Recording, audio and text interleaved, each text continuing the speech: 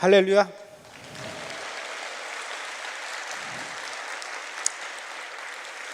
지난 2월 24일 날 러시아가 우크라이나를 침공하면서 벌어진 전쟁이 벌써 오늘로 126일째가 됩니다. 이렇게 전쟁이 장기화되면서 지금까지 양측 모두 다 엄청난 민간인 피해와 또 재산 피해가 일어나고 있죠. 이런 전쟁을 보면서 어느 나라 할 것 없이 모두가 걱정하고 또 우려하고 있습니다. 그렇다면 과연 하나님의 눈동자 이스라엘은 이 전쟁으로 인해서 어떤 영향을 받고 있을까? 오늘은 이 러시아와 우크라이나 사이에서 벌어지는 전쟁으로 인해 이스라엘이 받게 되고 있는 그 영향에 대해서 한번 생각해 보는 시간을 가져보려고 합니다. 그러기에 앞서서 먼저 러시아가 우크라이나를 왜 그렇게 침공을 한 것일까? 그리고 왜 이렇게 전 세계 많은 나라가 러시아를 욕하고 비난을 할 것을 알았음에도 불구하고 왜 러시아는 우크라이나를 공격을 했을까? 그 이유에 대해서 먼저 좀 살펴보겠습니다. 첫 번째로 먼저 러시아는 우크라이나가 남의 나라가 아니라 자기 나라라고 생각을 했습니다. 자기 땅이라고 생각을 했던 것이죠.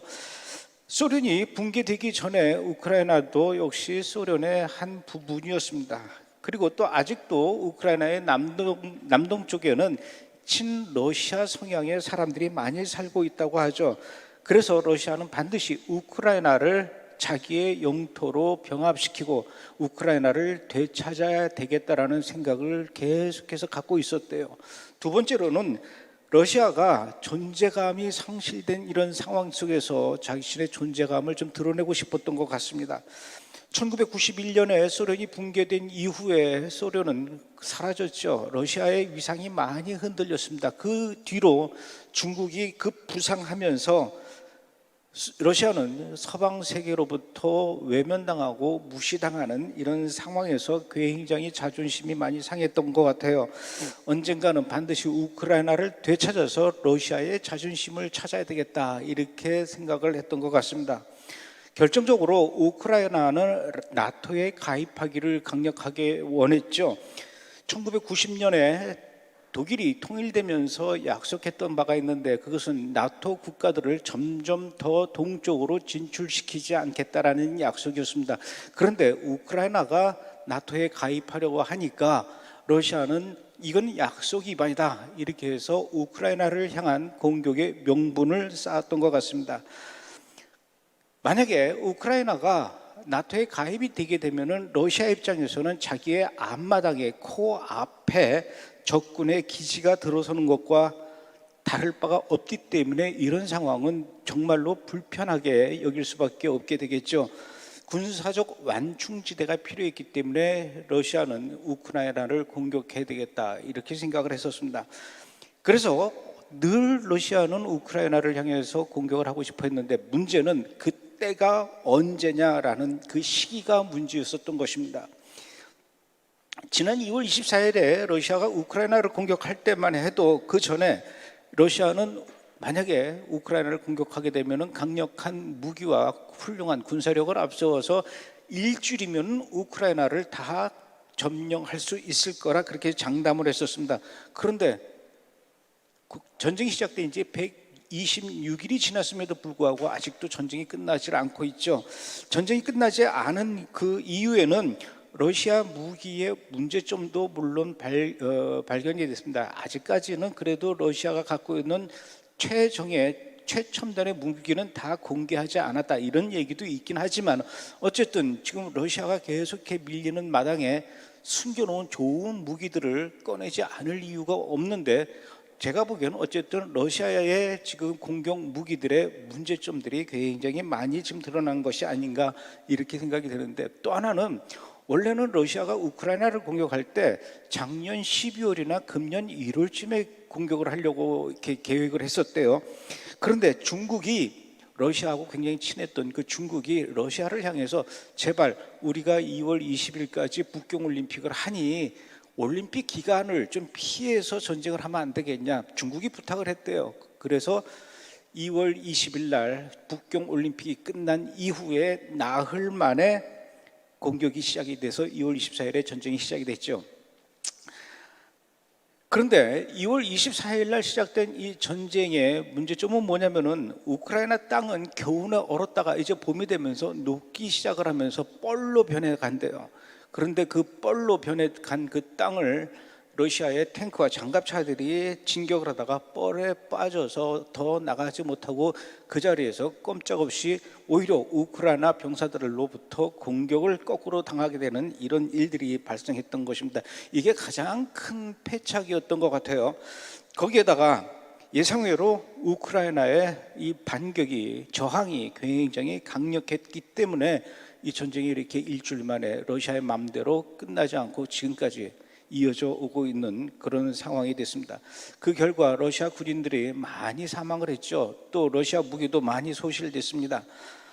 이런 상황을 당사국인 러시아도 그렇고 우크라이나도 예의주시하고 있죠. 특히 유럽 국가와 미국들도 예의주시하는데 가장 또 이런 상황들을 눈뜨고 지켜볼 수밖에 없었던 나라가 바로 이스라엘입니다. 이스라엘과 굉장히 밀접한 관련이 있기 때문에 그렇습니다. 왜냐하면 지금부터 그 이유를 말씀을 드리죠. 쉽게 끝날 줄 알았던 이 전쟁이 러시아의 이 지리멸렬한 이런 모습을 보이고 있게 되면서 러시아가 당황을 했어요. 많은 병력을 상실하고 그러다 보니까 이 러시아 쪽에서 이 손실된 병력을 채우기 위해서 어떻게 하기 시작했냐면은 시리아에 주둔하고 있던 러시아 군인들을 차출해서 우크라이나로 보내기 시작을 했습니다. 지난 5월 8일 이스라엘의 몇 일간지인데 타임 오브 이스라엘 보도에 따르면은 러시아 군이 시리아에 주둔하고 있는 러시아 군 병력을 빼서 우크라이나로 이동 배치하고 있다 이렇게 보도를 했습니다. 그 전에 시리아에는 약 6만 3천여 명의 러시아 군인들이 거기 배치되고 주둔하고 있었습니다.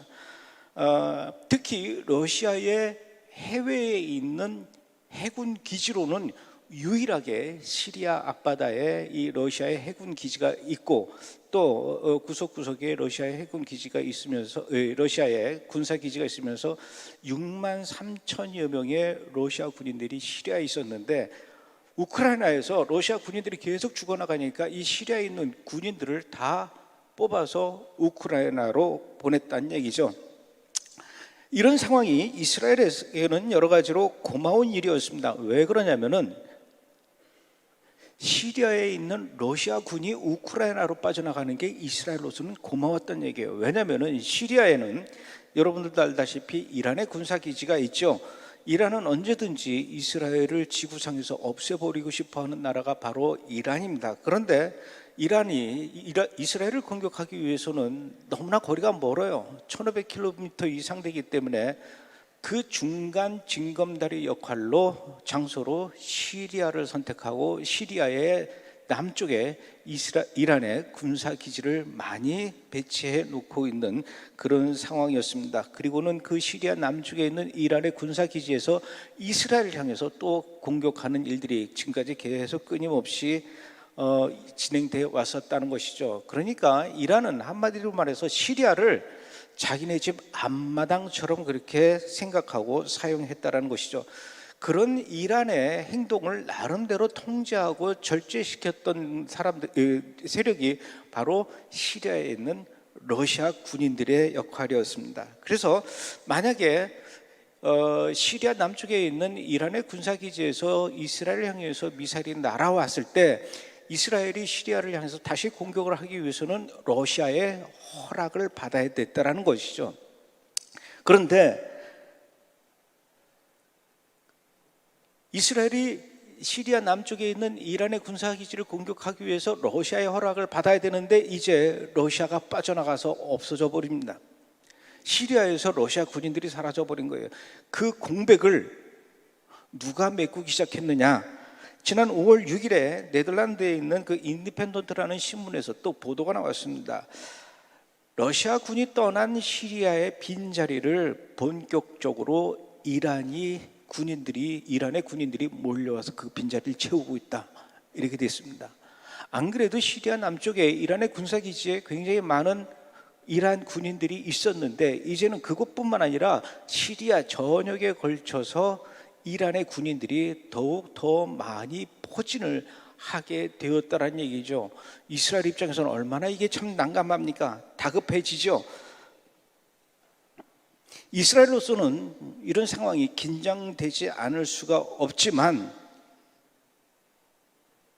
왜냐하면 이제 본격적으로 이란이 시리아에다 맘 놓고 자기네들의 군사기지를 더 확장해 나가니까요. 그러나 이런 상황이 무조건 이스라엘을 긴장하게만 하는 것이 아니라 이걸 반대로 생각하게 한다면, 이제는 더 이상 이스라엘이 시리아를 공격하고 시리아에 있는 이란의 군사기지를 공격하는데 러시아의 허가를 받을 필요가 없다라는 상황이 됩니다. 이것은 언제든지 이스라엘이 맘만 먹으면은 시리아에 있는 이란의 군사기지를 향해서 융단 폭격으로 파괴해버릴 수도 있는 이런 상황이 됐다라는 것이죠. 이스라엘이 시리아에 있는 이란의 군사기지를 공격하는 거, 시리아에 있는 이란의 군인들과 맞서 싸우는 것은 사실은 일도 아니라는 겁니다. 언제든지 맘만 먹으면 이스라엘은 그 작전을 펼칠 수가 있는데 그 마당이 이제 열렸다라는 것입니다. 여러분, 이게 불과 한두 달 내에 일어난 일이었습니다. 지난 5월 달에 이런 일들이 시작된 거죠. 급기야 한 달 전인 6월 11일 날 이스라엘 언론에 따르면은 이스라엘 군이 시리아 다마스쿠스, 시리아의 수도가 다마스쿠스예요. 성경에 보면은 사울이 다메섹으로 향해 가지 않습니까? 거기가 바로 시리아의 수도 다마스쿠스인데, 이 다마스쿠스에 있는 국제공항 활주로를 이스라엘 전투기들이 날아가서 아주 무식한 말로 아작을 내는 일이 생겼습니다. 이제 시리아의 다마스커스에 있는 국제공항에는 더 이상 비행기가 뜰 수도 없고 내릴 수도 없을 만큼 그 국제공항의 기능을 완전히 파괴시켰다는 얘기죠. 그보다도 앞서서 5일 전에 6월 6일에는 다마스쿠스 남쪽에 있는 이란 무기 개발을 하는 공장을 급습해서 폭발을 했고요. 다음 날에는 6월 7일에는 아예 이스라엘 지상군이 탱크를 몰고 시리아로 들어가서 시리아 남서부에 있는 쿠네이트라라는 지역에 있는 시리아 군 기지를 박살을 내버렸습니다. 이제 이란과 이스라엘은 언제든지 전면전으로 붙을 수 있는 이런 상황이 되고 만 것이란 얘기죠. 이게 러시아와 우크라이나 전쟁으로 인해서 생긴 영향입니다. 또 한 가지 놀라운 일들이 일어났습니다.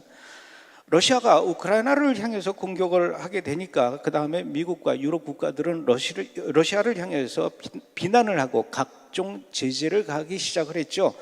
그러자 러시아는 유럽 국가들을 향해서 협박을 하기 시작합니다. 왜냐하면 유럽 국가들은 러시아로부터 공급받는 천연가스, 이 유럽 국가들이 필요한 천연가스의 40%를 러시아로부터 공급을 받았는데, 러시아가 그 유럽으로 가는 천연가스의 파이프라인의 밸브를 잠그겠다라고 선언을 한 것입니다. 유럽은 우리한테 함부로 대하면 안 된다. 우리는, 러시아가 얘기하는 겁니다. 우리는 너희 유럽 국가들의 목줄을 우리가 쥐고 있다. 이렇게 큰 소리 쳤습니다. 이렇게 되면 러시아가 우크라이나를 공격하든 폴란드나 다른 나라를 또 공격하든 사실상 러시아에 대해서 이래라 저래라 할 수가 없는 그런 상황이죠. 왜냐? 지금 당장 집으로 들어오고 공장으로 들어가는 모든 가스를 러시아로부터 공급받고 있는데 러시아가 안 보내준다면은 큰일 날 일이죠. 이게 바로 유럽 국가들이 갖고 있는 가장 큰 어려운 점, 더 쉽게 얘기해서 아킬레스건이었다라는 겁니다. 유럽 국가들은 러시아의 이런 협박에 속수무책으로 당할 수밖에 없는 아주 난감한 상황에 빠졌습니다. 그런데 변수가 생겼어요. 지난 5월 22일 날 이스라엘의 신문 하욤이라는 그 신문에서는 뭐라고 보도를 했냐면은 이스라엘과 유럽이 천연가스 공급 협정이 올 여름에 이루어지고 올 겨울부터 이스라엘의 천연가스가 유럽에 공급될 것이다, 이렇게 보도를 했습니다. 그동안 유럽 국가들이 서로 냉가슴 앓듯이 누구한테 하소연할 수도 없는 이런 이 천연가스 문제 때문에 정말로 가슴 아파하고 이걸 어떻게 될지 난감해하고 있는 이런 상황에서 그 모든 해결의 열쇠를 바로 이스라엘이 풀어주겠다라고 나선 것이죠.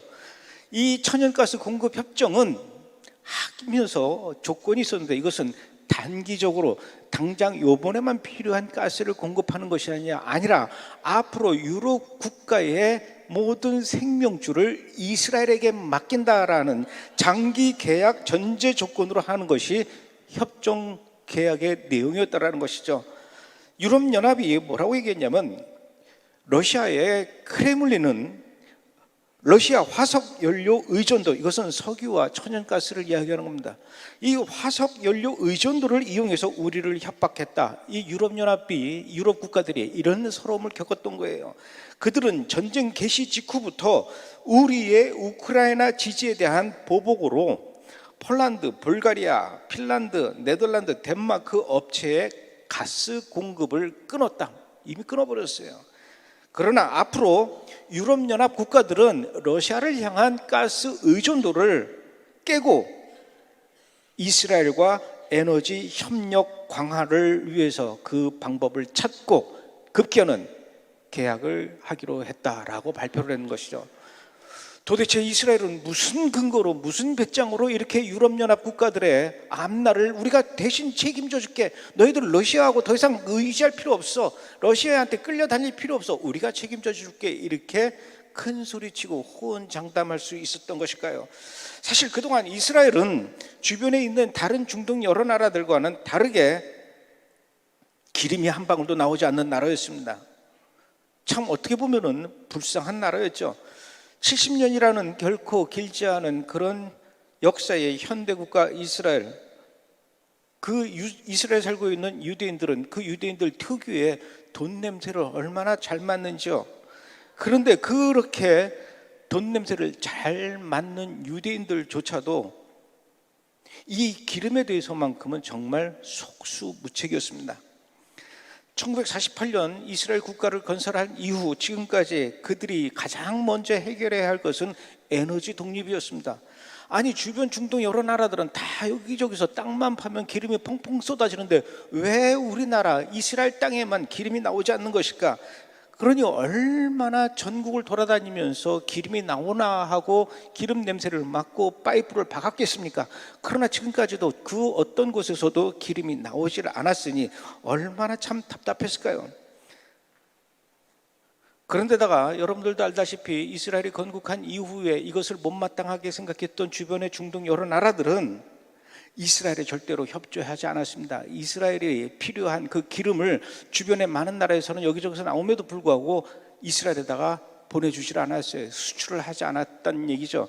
그러다 보니까 바로 옆 나라에서는 기름이 펑펑 쏟아지는데 이 이스라엘은 그 기름을 해결하기 위해서 저 북유럽 쪽에 가서 기름을 사오거나 아니면 저 멀리 남쪽에 있는 아르헨티나까지 가서 기름을 수입해 와야 했었다는 얘기죠. 1968년부터 10년 동안은 놀랍게도 이스라엘이 이란으로부터 기름을 공급받았어요. 이란으로부터 기름을 공급받았는데 1979년에 이란에서 이슬람 혁명이 일어나면서 그때부터 이란이 이슬람 국가가 되면서 웬 이스라엘은 지구상에서 사라져야 될 나라야, 앞으로 이스라엘에다가 기름 한 방울이라도 보낼 일은 없을 거야. 그래서 이란으로부터 기름을 또 공급받지 못했습니다.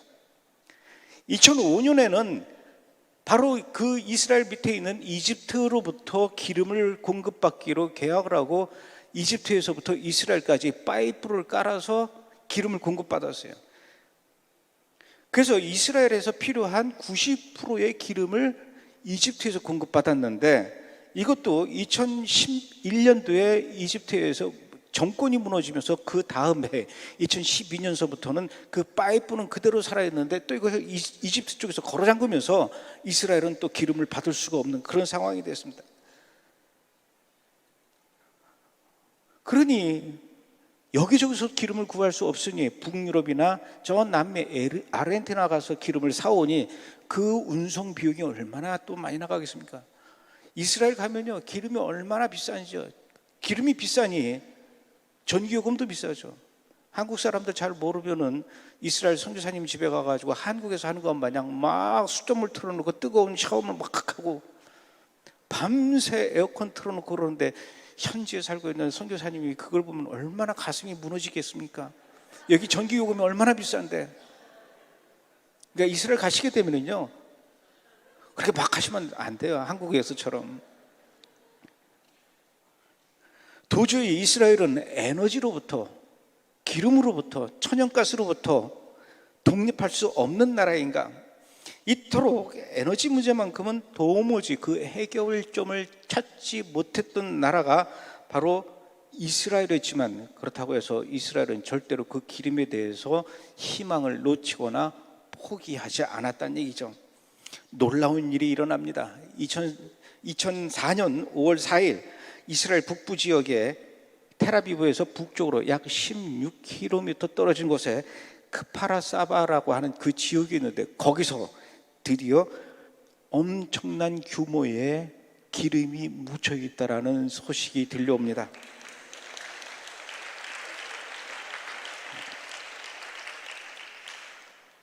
그때 당시에 이스라엘 언론이 뭐라고 보도했냐면, 이 크파르사바 땅속에 묻혀있는 이 기름은 앞으로 이스라엘이 다른 나라에다가 전혀 손을 벌리지 않고 우리나라만 써도 앞으로 100년은 쓸 수 있는 기름이다. 여러분, 이스라엘에서 기름이 발견이 됐어요.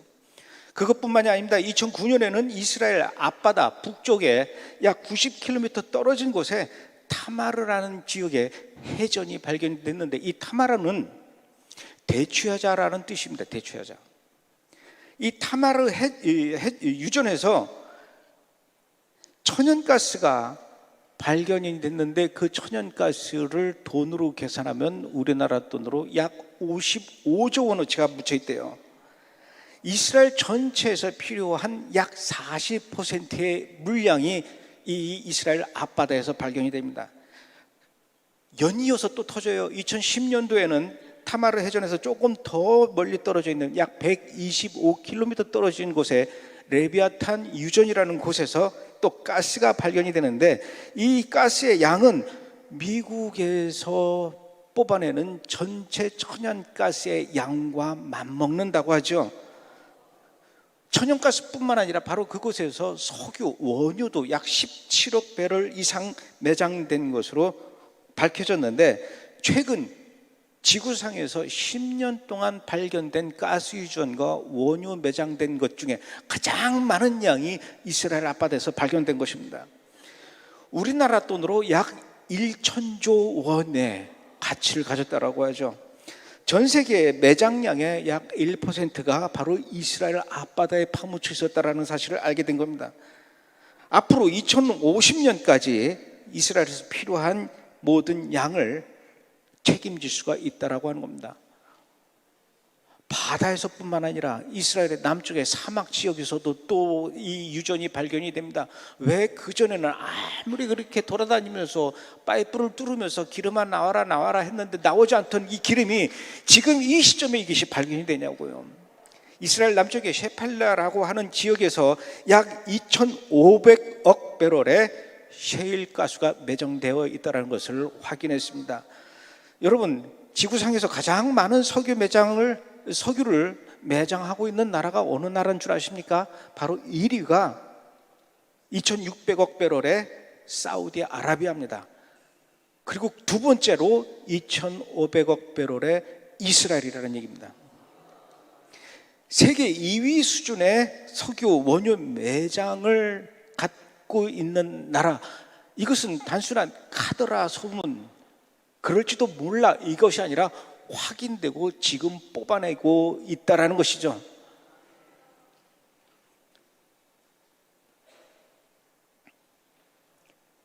이스라엘에 가신 분들 혹시 사해를 가보셨는지 모르겠는데, 그 뒤에 또다시 2019년도 불과 2, 3년 전 얘기입니다. 사해에서 또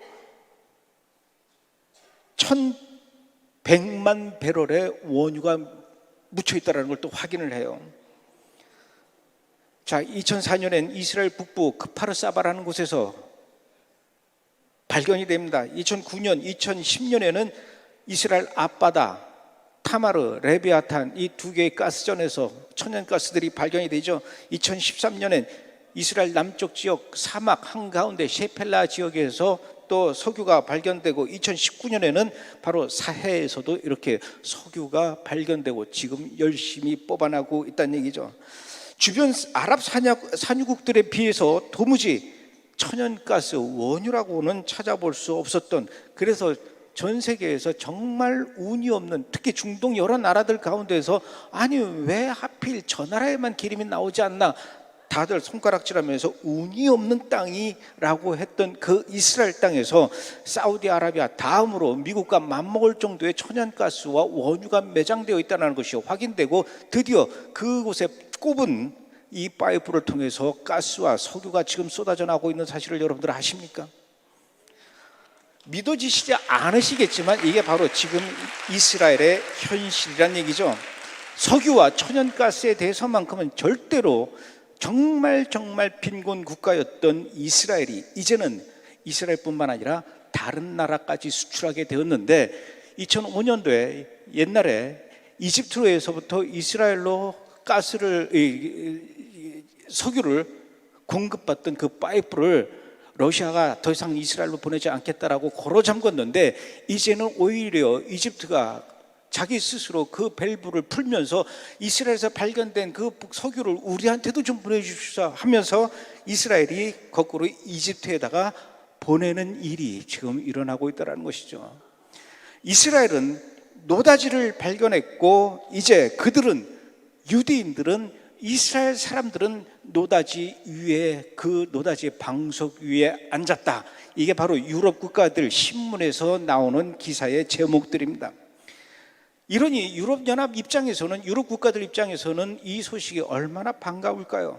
왜냐하면 북대서양에서 나오던 그 원유도 이젠 점점 그 양이 줄어들고 있답니다. 왜냐? 고갈되어 가고 있는 그런 상황이란 얘기죠. 그러니 더더욱 러시아로부터 받는 그 가스와 원유에 목을 벨 수밖에 없는, 받고 싶진 않지만 어쩔 수 없이 받아야 되는 아주 자존심 상하고 기분 더러운 이런 상황에서 이제는 그 길을 이스라엘로부터 받게 되었으니 유럽은 이젠 한시름 놓은 것이죠. 오히려 이스라엘을 향해서 굉장히 고마워하면서, 혹시라도 이스라엘이 우리 유럽을 향해서 섭섭한 마음을 갖고 있었다면 제발 이젠 풀어주십시오라고 애원하는 상황이 됐다는 얘기입니다. 그동안 유럽은 얼마나 영국과 프랑스와 독일 이런 쪽에서 반유대주의가 극성을 일으켰는데요. 하루가 멀다 하고 유대인들을 향한 비난과 테러들이 일어났는데요. 그것은 일반인들뿐만 아니라 유럽 국가들의 정치권도 마찬가지였습니다. 이스라엘을 향해서, 유대인들을 향해서 얼마나 비난하고 혐오하는 이런 정치인들의 말들이 공공연하게 신문과 방송을 통해서 나갔었는데, 이제 그들은 어떻게 그 뱉은 말들을 주워 담아야 될지 고민하는 시간이 왔다라는 것이죠.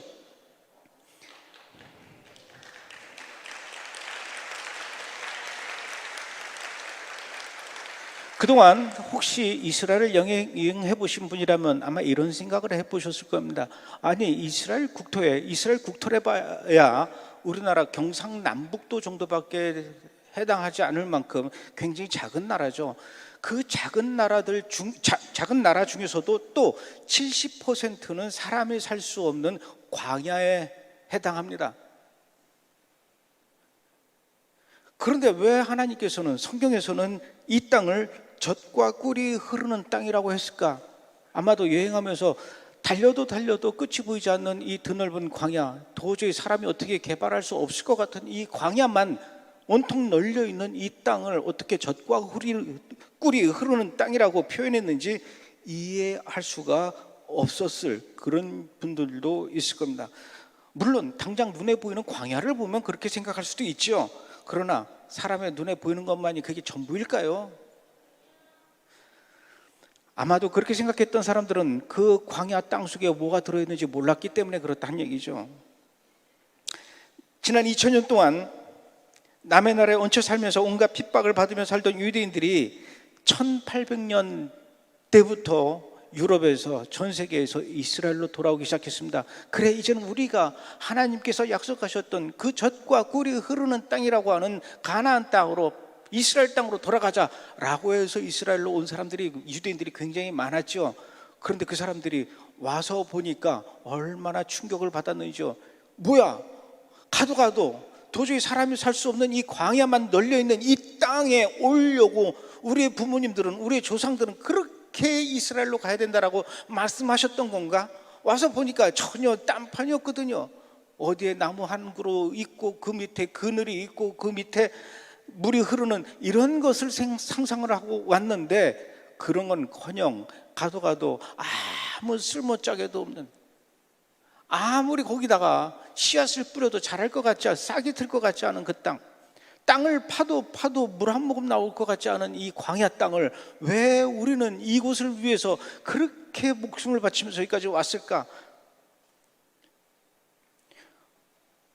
오히려 이스라엘 땅에 온 뒤에 그런 장면을 보고 실망을 하고 땅을 치면서 다시 자기가 살던 유럽으로 돌아간 유대인들도 많다라고 합니다.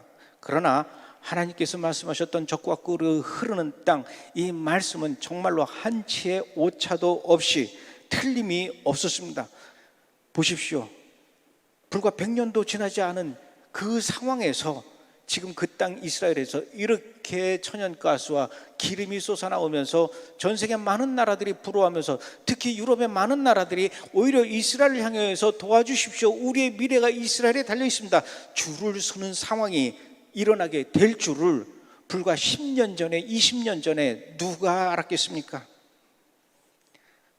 이스라엘의 하늘을 지키고 이스라엘의 안보를 지키기 위해서 하늘에 날아다니는 이스라엘의 전투기가 한 번 뜰 때마다 필요한 석유는 40배럴이라고 합니다. 이 40배럴을 리터로 치면은 6,360리터가 필요한 거예요. 비행기 한 번 뜨는데, 전투기 한 번 뜨는데, 그동안 기름이 한 방울 나지 않는 그 땅에서 이 전투기를 띄워서 나라를 지키고 시리아와 레바논과 저 이라크와 이런 나라를 향해 날아가서 공격을 하고, 특히 저 6.1 전쟁 때 이집트까지 날아가서 공격을 하려면 얼마나 많은 기름이, 정말 그 이스라엘 사람들에게는 피 같은 기름이었는데 얼마나 고민이 많겠습니까? 이걸 6,360리터 비행기 한 번 뜰 때마다, 우리 자동차에다 보통 기름 한 번 넣을 때 몇 리터 넣습니까? 한 4, 50리터 넣는다고 쳐봐요. 6,360리터를 기름을 넣고 비행기를 띄워 말어. 얼마나 고민이 많겠어요.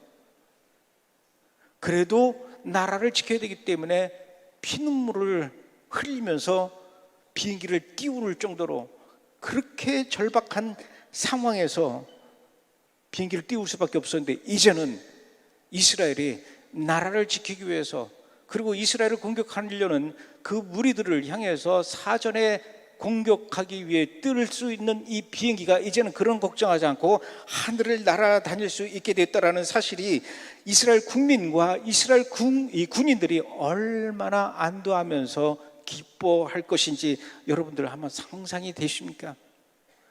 나는 이스라엘 사람은 아니지만 만약에 대한민국 땅에서 사우디아라비아 다음으로 땅속에서 이 기름이 나온다 그러면 얼마나 기쁘겠어요. 아니, 그랬으면 좋겠다라는 거죠. 꿈 같은 일이죠. 아마 막 그렇게 땅속에서 사우디아라비아 이어서 두 번째가 아니라 사우디아라비아가 1등이면은 우리나라는 한 20등이라도 할 만큼 기름이 발견이 됐다. 그리고 그곳에서 드디어 기름이 쏟아져 나오기 시작했다.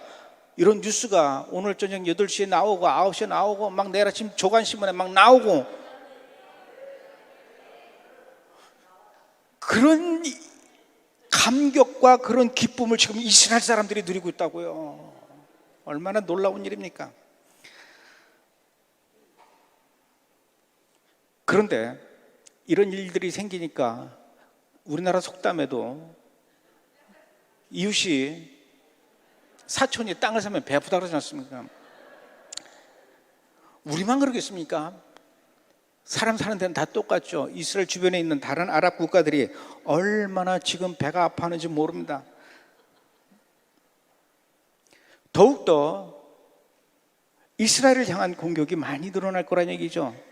저 땅을 우리가 뺏어야 되는데 그냥 보기에는 경상남북도밖에 안 되는 조그만 땅이니까 우리 주변의 아랍 국가들이 힘을 합쳐서 와 몰려가면 저 이스라엘 없어질 것 같아요. 저 유대인들 전부 다 바다에 빠뜨려서 죽게 하고 그 땅을 우리가 차지해야 해서 사우디아라비아 다음으로 많은 그 양의 원유가 묻혀있는 그 땅을 우리가 차지하자, 이런 시도가 일어날 수 있다는 얘기입니다. 일어날 수도 있는 것이 아니라 지금 그런 시도가 일어나고 있다는 얘기죠. 먼저 바로 이스라엘 북쪽에 있는 레바논이라는 나라가 이스라엘을 향해서 트집을 잡기 시작합니다. 이스라엘 앞바다에 타마르 유전, 레비아탄 유전, 그게 어떻게 너네 거냐? 거기는 우리 바다 앞이기도 하다, 이러면서 생떼를 부리기 시작합니다. 너네가 뽑기만 하면 가만두지 않겠다, 우리도 같이 해야 된다, 거기에는 우리의 것도 있다, 우리의 영유권도 인정해 줘야 된다, 이렇게 얘기를 하고 있습니다. 그런데 그 기름을 뽑아서 유럽으로 수출하고 유럽 사람들은 그 기름이 올 겨울부터 잘 배달되기를 기다리고 있는데, 여러분 그 기름을 이스라엘이 뽑아서 파는 것을 사기를 원하겠습니까? 레바논이 뽑아서 파는 것을 더 원하겠습니까? 유럽 국가들 입장에서 봤을 때는 가스 수급처로서 레바논보다도 이스라엘을 더 원한다는 얘기죠. 레바논은 이스라엘보다 정치적으로도 훨씬 더 불안합니다. 낙후되어 있습니다. 경제적으로도 역시 낙후되어 있고, 기름을 뽑아내는 기술과 정유하는 기술도 이스라엘보다 레바논은 비교도 안 될 만큼 형편없기 때문에 유럽 국가들조차 레바논 너희들은 지금 가만히 있어, 왜 갑자기 있다가. 이스라엘은 1948년 나라를 건국한 이후부터 지금까지 얼마나 전국을 다니면서, 그리고 이스라엘 앞바다를 돌아다니면서 여기저기 파이프를 찌르면서 기름을 찾았는데, 그 고난과 그 노력을 우리가 아는데 너네들은 아무것도 안 했잖아. 이스라엘이 발견해서 거기다가 파이프를 딱 박으니까 왜 이제 와서 레바논이 지금 영유권을 주장하면서 이러는 거야. 오히려 유럽 국가들이 레바논을 향해서 비난을 합니다. 기분 상한 레바논은 가만히 있지 않으려고 그래요. 러시아에다가 이번엔 도와달라고 합니다. 앞으로 이 중동뿐만 아니라 지구촌에서는 자원 전쟁, 에너지 전쟁이 이렇게 더욱 더 가속화될 것이란 얘기죠. 누가 더 새로운 자원을 많이 확보하느냐, 이 헤게모니가 앞으로 지구촌을 좌우하게 될 것이라는 얘기입니다. 이런 전쟁에서 이스라엘은 선점을 하고, 이제 이스라엘은 에너지 개발을 위한 첫걸음을 띄웠고 이제부터 시작이라는 얘기죠. 지금까지 했던 그 기술을 총동원해서 더욱더 새로운 가스 유전과 에너지 개발을 위해서 노력해 나갈 것이라는 얘기죠. 이렇게 될 때 앞으로 우리는 이스라엘을 통해서 더 놀라운 기적 같은 소식들을 듣게 될 수 있게 될 것입니다. 그렇게 될 것이라는 미래 예측이 아니라, 여러분 현재 이스라엘에서는 그런 일들이 진행되고 있다는 거죠. 생각지 못했던 또 다른 일이 일어나기 시작했습니다. 러시아가 우크라이나를 공격하면서 생겨난 또 다른 현상이라는 것이죠. 여러분들이 지붕 위의 바이올린이라는 아주 오래된 옛날 영화를 보셨는지 모르겠지만, 그 지붕 위의 바이올린이라는 영화는 우크라이나의 어느 마을을 배경으로 한 유대인 가정의 이야기를 다룬 내용입니다. 그만큼 우크라이나에도 유대인들이 많이 살고 있다는 얘기죠. 2차 세계대전 때 독일 나치 히틀러에 의해서 약 600만 명의 유대인들이 홀로코스트 대학살을 당했죠. 그 600만 명들 중에 절반인 약 300만 명 정도가 폴란드에 살고 있던 유대인들이 이렇게 희생을 당했습니다. 나머지 300만 명 중에 절반 150만 명이 바로 이 우크라이나에 살던 유대인들이 학살을 당했다는 얘기입니다. 그 정도로 많이 살았어요. 2차 대전이 끝나고 나서 우크라이나에 살던 유대인들이 많이 이스라엘로 알리아를 했죠. 야, 도저히 이런 곳에서 못 살겠다. 그래서 알리야를 했습니다. 그럼에도 불구하고 1990년도, 91년도 이때만 해도 그 우크라이나에 약 100만 명의 유대인들이 살고 있었대요. 그러다가 그 100만 명의 유대인들이 계속해서 이스라엘로 알리하다가 이번에 전쟁 나기 전까지는 약 20만 명이 살 만큼 80만 명이 돌아간 거죠.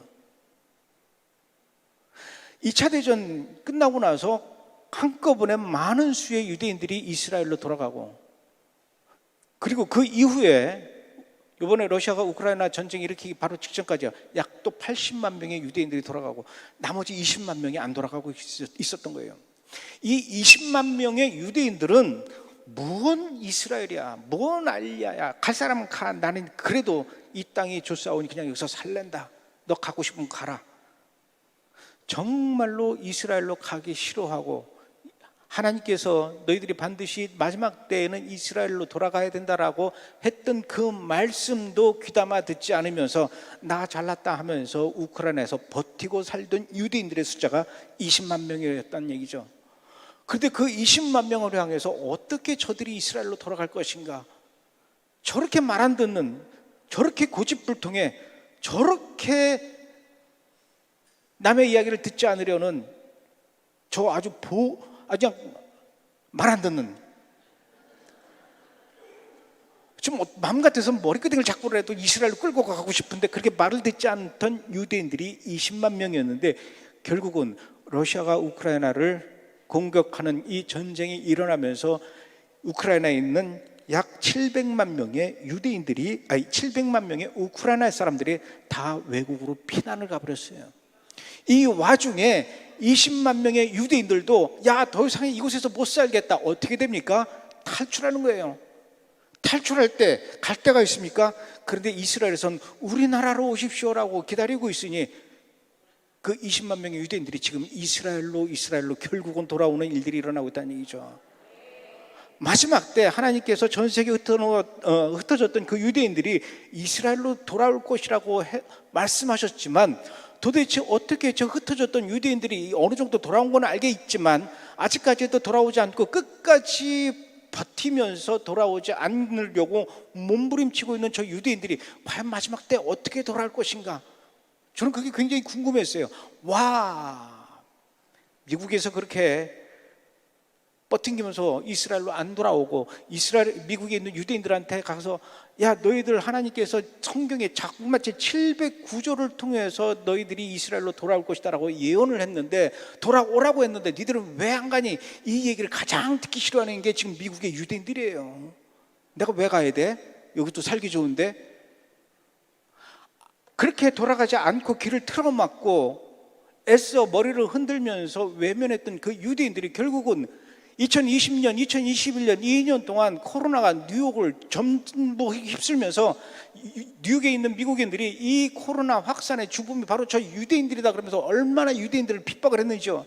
그래 결국은 브루클린에 살고 있던 많은 유대인들이 도저히 이제는 미국도 내가 살 곳이 아닌게벼 하면서 이스라엘로 돌아오게 되는 겁니다.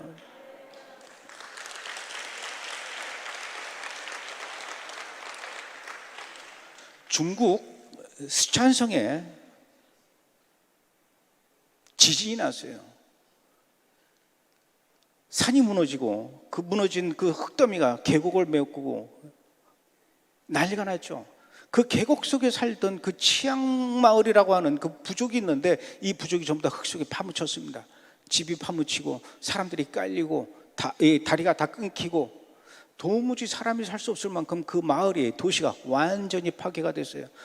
그 파괴된 마을을 복구시키기 위해서 전 세계에서 NGO 단체들과 구호단체들이 들어가서 막 무너진 집을 다시 파헤쳐서 깔려있던 사람을 끄집어내고 흙을 파내고 이러는 과정에서 몰랐던 사실들을 그 세계의 구호단체들이 알게 됩니다. 뭐냐면은 이 중국 스촨성에 살고 있던 이 사람들이 살아가는 모습을 보니 유대인하고 똑같은 거예요. 이 사람들은 산속에 살면서 외부 사람들과 교류하지 않고 고립된 생활을 오랫동안 하다 보니까 도대체 저 사람들이 뭐 어떤 사람인지 그 중국 사람들도 잘 몰랐던 거예요. 가서 보니까 그 마을에 살고 있는 그 사람들 집에서 메노라가 발견되고 그 사람들 집 앞에서 다윗의 별이 발견이 되고 중국 스촨성의 치앙마을이라고 하는 그곳에 유대인 마을이 있었던 사실이에요. 그제서 알게 된 거예요. 지진으로 흔들어 놓으니까 전 세계 속에 숨어있던 그 유대인 마을이 발견되면서 이곳에도 유대인들이 살고 있었네. 여러분, 지난 3,000년 동안 아프리카 이디오피아에 유대인 마을이 있었을 거라고 누가 알았겠습니까? 그것이 알려진 지 불과 100년밖에 되지 않았어요. 100년 전에 어느 영국 선교사가 에티오피아 가가지고 깊은 그 원주민 마을을 정글칼을 이렇게 휘두르면서 들어갔다가 정말 중요한 데만 가리고 이렇게 막 뛰어다니는 원주민들을 만난 거예요. 만났는데 그 원주민들이 살고 있는 그 집들이 전부 다 지푸라기로 돼 있는데 그 지푸라기 지붕 꼭대기에 이들이 왜 다윗의 별을 거기다 매달았냐고요. 왜 그 사람들 집에 메노라가 있냐고요. 유대인이라는 사실을 알고 나서는 이스라엘이 가만두겠습니까? 결국은 그들을 이스라엘로 다 데려오지 않습니까? 솔로몬 작전, 모세 작전을 통해서 이디오피아에 3,000년 동안 숨어 살던 유대인들을 이스라엘로 데리고 오듯이 여러분, 중국 스촨성에서 지진으로 인해서 발견된 그 유대인들을 이스라엘은 가만두지 않을 거란 얘기입니다. 이런 일들이 지금 이스라엘 전 세계에서 일어나고 있어요. 그러니 우크라이나에서 뻗팅기면서 안 가겠다라고 그러던 20만 명의 유대인들이 지금 이스라엘로 오는데, 여러분, 놀라운 일이긴 하지만 여기는 굉장히 또 가슴 아픈 사연이 있습니다. 뭐냐?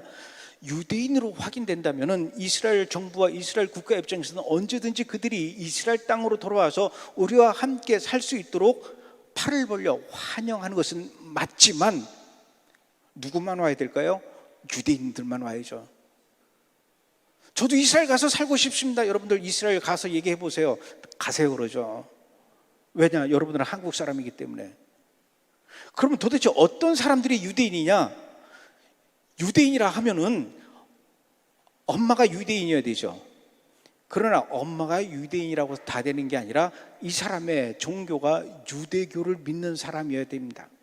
아무리 조상 대대로 유대인의 피가 흐르고 우리 엄마도 분명히 유대인이고, 그러나 당신은 무엇을 믿습니까? 나는 예수와를 믿습니다.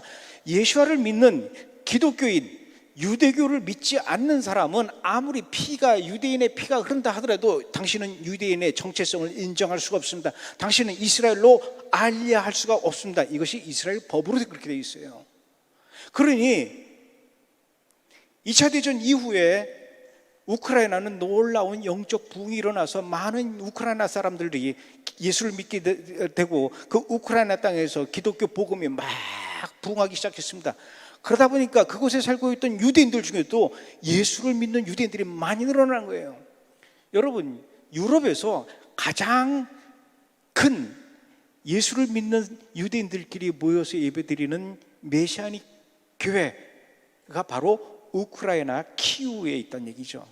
거기에는 한 교회에 약 2,000여 명의 예수 믿는 유대인들, 쉽게 얘기해서 메시아닉 주이시들이 모여서 예배드리는 곳이 우크라이나에 있다는 얘기입니다. 너는 예수를 안 믿는구나. 나는 예수를 믿어. 같은 유대인들끼리. 근데 전쟁이 났어요. 이 예수 안 믿는 사람은 나는 이제 유대인으로서 정체성을 인정받았으니까 이스라엘로 가야지. 이 폭격이 일어나면서 건물이 무너지고 사람이 죽어가는 이 아비기안을 탈출해서 이스라엘로, 우리 민족의 고향인 이스라엘로 돌아가야지. 짐 싸들고 다 돌아가는데 예수를 믿는 이 유대인들, 메시아닉 주들은 아무리 폭격을 당하고 사람이 죽어가도 이스라엘로 갈 수가 없다는 거죠. 이게 현실이었어요. 그런데 갑자기 전쟁이 나면서 동시에 많은 유대인들이 전부 다 이스라엘로 가야 되겠다고 막 신청을 하는 겁니다.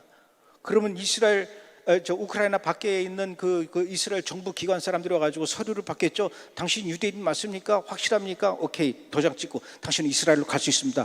입국 비자를 찍어주는 거예요. 근데 당신 봅시다. 당신은 예수 믿는 사람인데 당신은 우리가 받아줄 수 없습니다. 이랬었는데 워낙 전쟁이 나면서 다급하게 수많은 유대인들이 나도 이스라엘 가겠습니다 하면서 서류를 내밀 때 예수 믿는 유대인도 서류를 딱 내미니까 뭔지 모르니까 그냥 빡 찍고 보내고 찍고 보내고 찍고 보내고.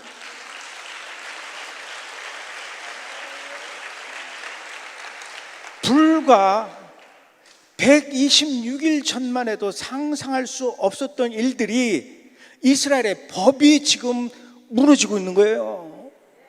예수 믿는 유대인들도 이스라엘로 지금 도매금으로 막 쏟아져 들어가고 있어요.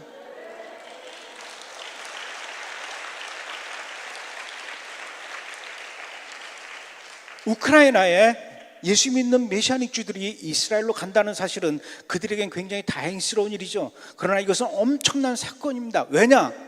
이게 선례가 되거든요.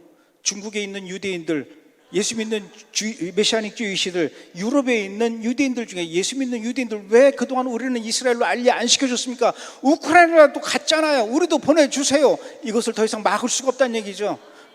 그동안 예수 믿는 유대인들은 이스라엘로 들어오지 말라고 했던 이 담장이, 이 대문이 뽀개지면서 담장이 허물어지고 예수 믿는 유대인들이 이스라엘로 몰려들고 있다는 사실입니다.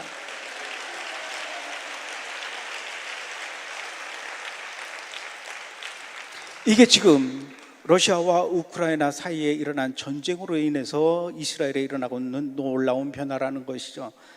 2019년 12월 코로나19로 인해서 인류는 과거와는 다른 급격한 삶의 변화를 가져왔습니다.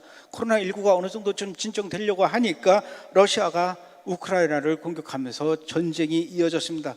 이로 인해서 전 세계 많은 나라들이, 특히 유럽 국가들이 생각이 바뀌기 시작했어요. 언제든지 러시아는, 언제든지 중국은 우리를 향해서 또 공격을 해올 수 있겠구나. 우리도 무기를 사들여야 되겠다. 우크라이나 당하는 거 보니까 안 되겠다. 군사력을 강화하기 시작합니다. 그리고 자원 전쟁이 더욱더 본격화됩니다. 왜냐? 자원을 이용해서 러시아가 유럽을 협박을 했지 않습니까? 석유와 천연가스를 확보하기 위한 전쟁이 시작되었고, 그거에 따라서 또 곡물과 먹거리를 확보하기 위한 각 나라들의 전쟁이 시작됐다는 얘기죠. 이 틈을 노려서 이스라엘을 없애버리려고 하는 이란의 핵 개발 노력도 역시 계속해서 이어져 가고 있습니다. 지난 6월 9일 날 국제원자력기구 IAEA가 발표를 했어요. 2015년에 버락 오바마와 이란하고 핵 협상을 맺으면서 이란이 더 이상 핵 개발을 하지 않겠다라는 것을 확인하기 위해서, 감시하기 위해서 이란의 주요 핵 시설에다가 CCTV 카메라를 설치했는데 27개 중에 이번에 6월 9일 날 이란이 뭐라고 발표했냐면 다 꺼. 카메라 다 꺼. 다 걷어봐. 무슨 감시 얼어 죽을. 야, 이제 우리 내 맘대로 할 거야. 우리끼리 그냥 알아서 하자. 이제 이란은 더욱더 이 핵 개발을 위한 발걸음이 가속화되면서 그 발걸음은 아무도 말릴 수 없는 그런 상황이 됐습니다. 이것을 이스라엘이 또 가만두겠습니까? 6월 2일 날 이스라엘은 수십 대의 모든 전투기와 공중 급유기들을 총동원하고 핵 잠수함까지도 동원을 하면서 이란을 향한 공격 종합 훈련을 시작을 했다고 하죠. 앞으로 이 훈련은 미국과 또 같이 합니다. 그래서 미국과 이스라엘이 공동으로 연합해서 이스라엘을 향한 본격적인 전쟁을 위한 훈련을 하면서 그 첫 단추를 풀기 시작한 이런 상황이 되었습니다. 앞으로 러시아가 우크라이나를 공격한 것도 큰 사건이지만 이스라엘과 이란과의 전쟁은 한 발짝 더 가까이 다가왔다라는 것을 아셔야 된다는 얘기죠. 앞으로 이란은 러시아와 중국과 터키와 힘을 모아서 이스라엘을 향해 공격하게 될 것입니다. 그렇기 때문에 우리는 더욱더 깨어서 기도해야 된다는 것이죠. 여러분, 지금 세상 돌아가는 것을 보십시오. 러시아의 우크라이나의 일방적인 침공, 미국과 중국의 갈등으로 세계 경제는 매일매일 허물어져 내려가고 있습니다. 어느 한 나라도 이제는 안전한 나라가 없죠.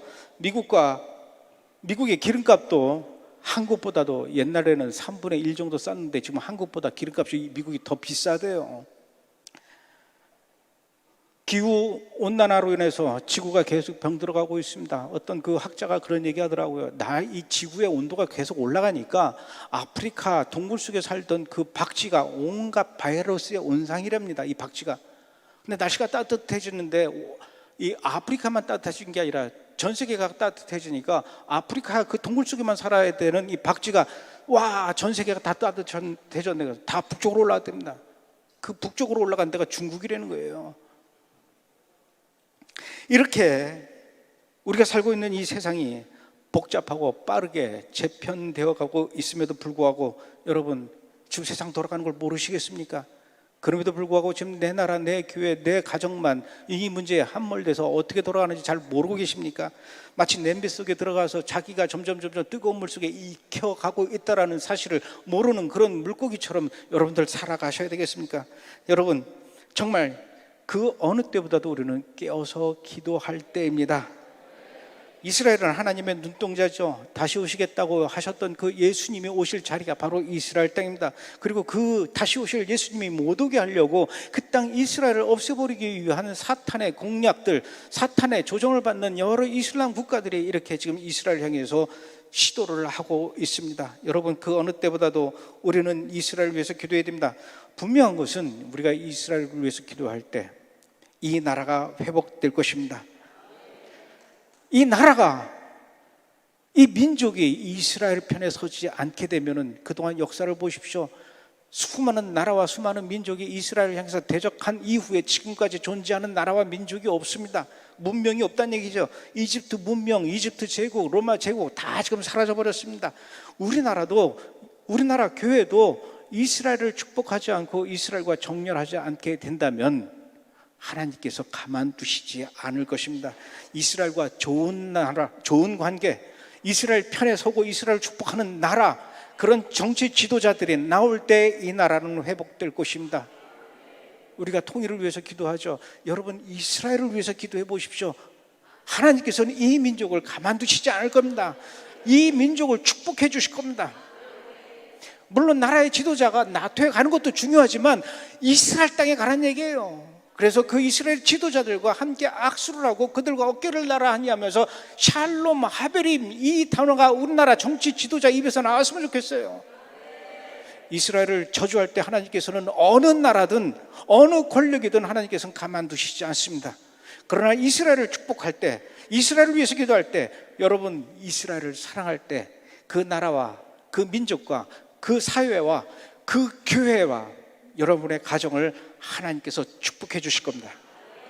고맙습니다.